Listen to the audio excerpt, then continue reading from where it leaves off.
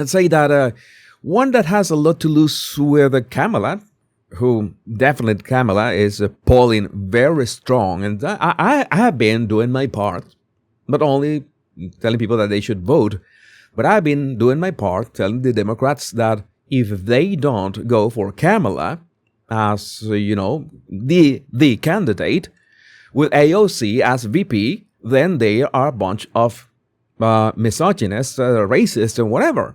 They must choose Kamala.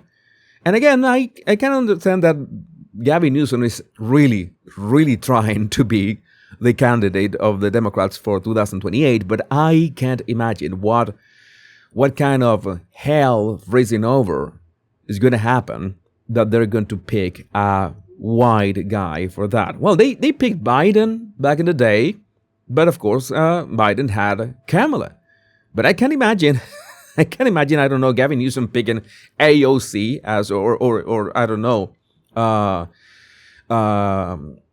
is this other lady from Texas? I forgot her name. I cover her a lot. Crockett. I don't want to talk about her right now, but we need to talk about Gavin Newsom, because Gavin Newsom, the amount of skeletons that Gavin Newsom has in his closet. Because we need to remember that, okay, Kamala Harris was fun, and Kamala Harris is going to be fun if she runs again. That's why I'm rooting for Kamala Harris running again. That's going to be good business for me, by the way, as a body language guy and as the power pundit. I want Kamala to run again. But I think that Gavin Newsom has way too many skeletons in his closet, including, the relationship of his wife to Harvey Weinstein. That is going to be that should be embarrassing. Plus all the instances that he has, let's say, not being very ethical. I thought that Gavin was the front runner, Margie, but it turns out that Kamala is polling better than Gavin, at least in some polls that I see. And if it's not the case, then Democrats are really misogynist and racist. No, it should be Kamala. 100%. But we have this. It turns out that Gavin Newsom was okay with his mother's assisted suicide. And as Kevin Dalton mentions, this is absolutely 100% on point. If President Trump admitted to assisting in his mother's suicide 14 years before it was actually legal to do so, that is important. I suspect there might be a follow-up question or two.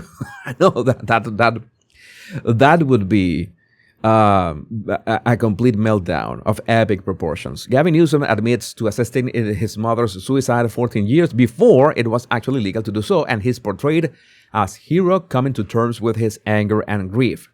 I get it. It is, different.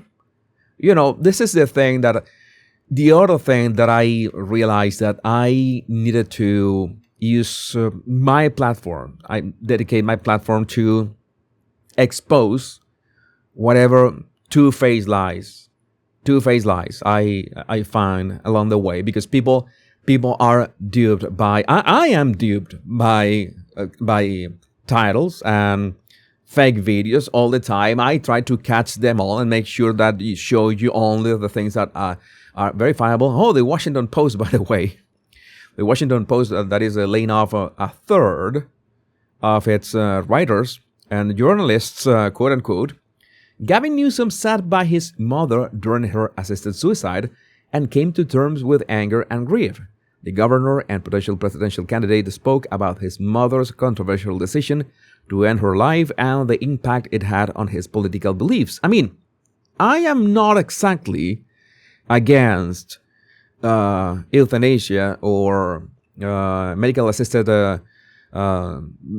suicide, like they call it in Canada, right? MAID.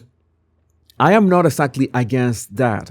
Okay, you know that my beliefs are, let's say, can be complicated at times. But if you have way too much suffering and you're gonna have months ahead, this is 14 years before it is legal, but you don't know.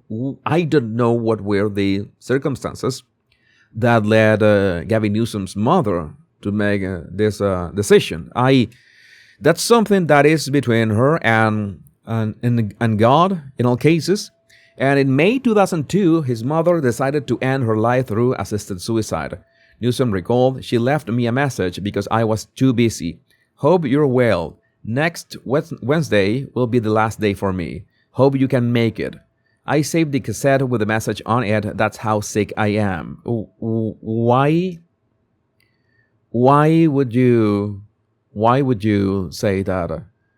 This is sick. I mean, people save their loved ones' last messages for the longest time. That I don't see anything wrong with that. Maybe he was trying to be self-deprecating and dramatic, for effect.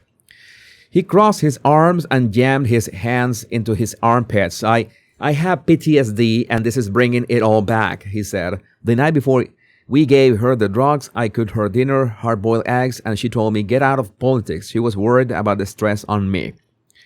So this is, again, we have no way of confirming that those words came from her. But this is also to frame Gavin as someone who is stressed about politics, because you can imagine that he cares about the people. But again, we're talking about some kind of piece to make Gavin look good. And we're going to see more and more of this in the near future, because even if Kamala is polling better than Gavin Newsom right now, he is, I'm pretty sure that he thinks that he is the anointed one. And that is going to be just magical if we get to see proper primaries and what happens. What are Democrats going to do? What are Democrats going to do? Decide between Gavin Newsom and Kamala Harris.